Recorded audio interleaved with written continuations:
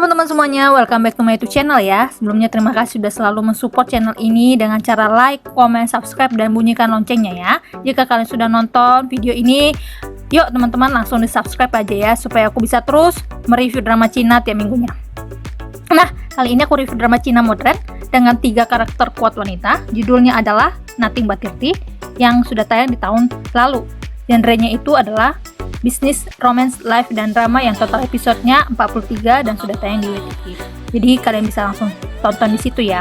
Pemeran utamanya siapa saja? Yaitu Jiang Suying, Tong Yao, dan Russell Momo. Pemeran utama lainnya yaitu Eric Liang dan Lee Ze Fong. Drama ini cukup sangat bagus sekali untuk ditonton. Ratingnya 82 di My Drama List.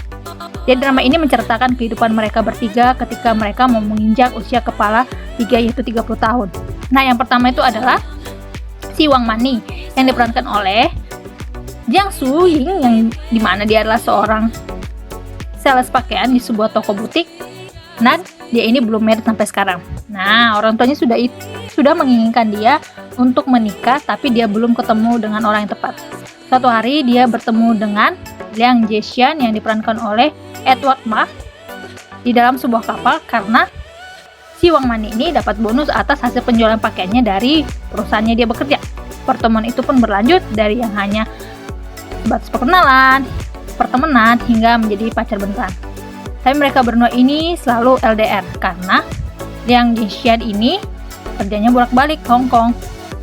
Setiap kali Wang Mani ini ingin bertemu di Hong Kong, Liang Zhexian ini selalu menolak. Itu sempat membuat heran si Wang Mani. Tapi Wang Mani selalu berpikir positif. Nah, suatu hari, seorang wanita yang tidak dikenal datang ke tempat Wang Mani bekerja. Wanita ini adalah Zhao Jingyu. Ternyata dia adalah seorang kekasih yang sudah dipacarin oleh pacarnya, Liang Zhexian, selama 7 tahun. Zhao Jingyu dan Liang Zhexian ini sudah hidup bersama selama 7 tahun di Hong Kong. Mengetahui hal itu, si Wang Mani sakit hati dan dia akhirnya putus dengan Liang Zhexian. Dan ini membuat dia keluar dari pekerjaannya sebagai sales supervisor. Dan dia kembali ke kampung halamannya. Nah, karakter kedua ini adalah si Gu Jie yang diperankan oleh Tong Yao. Dia ini adalah ibu RT yang sudah menikah dengan Su Wansan yang diperankan oleh Lee Ze Fong. Dan mereka ini mendirikan perusahaan kembang api di mana Su Wansan adalah seorang desain dan sekaligus direktur dari perusahaan tersebut. Pernikahan mereka ini berlangsung sudah selama 10 tahun dan mempunyai seorang anak laki-laki. Nah, di pertengahan pernikahan mereka dan ketika si Gu Jie ini mau masuki usia yang ke kepala 3 yaitu 30 tahun, terjadi permasalahan yang sangat pelik.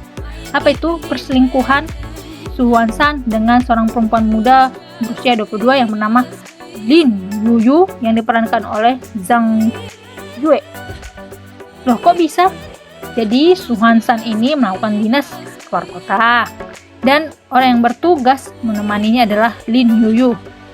Sejak dari pertemuan itu, si Lin Yuyu ini sudah suka dan dia tahu status dari Su Wansan, tapi tetap dideketin. Sampai dia sendiri pun memutuskan berhenti bekerja dari pekerjaannya dan terus mengejar Su Wansan. Sampai dia bekerja menjadi seorang resepsionis bawah apartemen Wang Mani.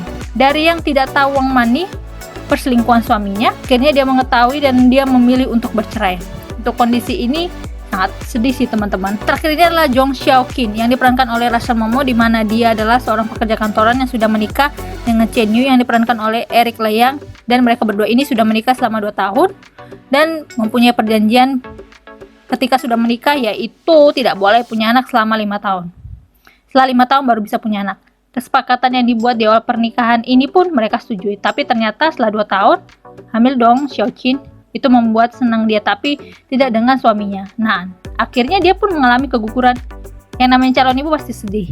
Itu yang dialami oleh Xiaoqin. Dialami juga oleh Chen Yu, tapi dia tidak pernah menunjukkan kepada Xiaoqin. Akhirnya sejak itu selalu bertengkarlah mereka berdua. Dan akhirnya pun mereka berdua memilih bercerai. Tapi perceraian mereka berdua awalnya ditutupin dari keluarga masing-masing. Hingga akhirnya mereka memutuskan untuk tetap tinggal satu rumah. Setelah bercerai, Xiaoqin pacaran dengan rekan kerjanya yang usia jauh lebih muda, yaitu Zhong Xiao yang diperankan oleh Yan Jidong.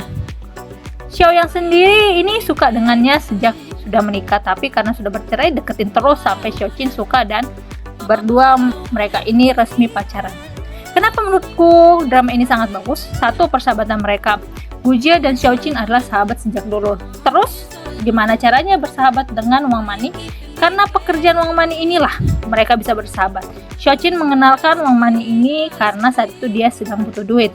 Dari situlah mereka berdua bersahabat hingga mereka bisa mengenal yang namanya Gujia. Persahabatan mereka ini berlanjut dengan konflik kehidupan masing-masing.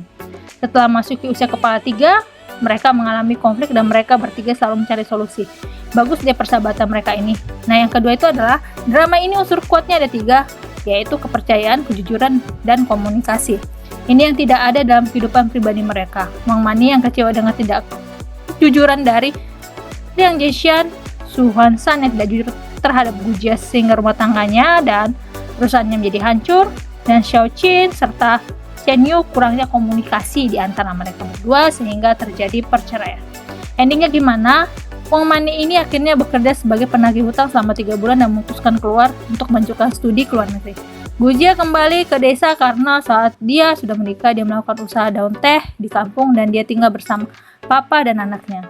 Xuanshan akhirnya masuk penjara karena pabrik tempat produksi kembang api menyebabkan masalah yang mengakibatkan warga yang tertinggal di dekat pabrik tersebut ada yang meninggal.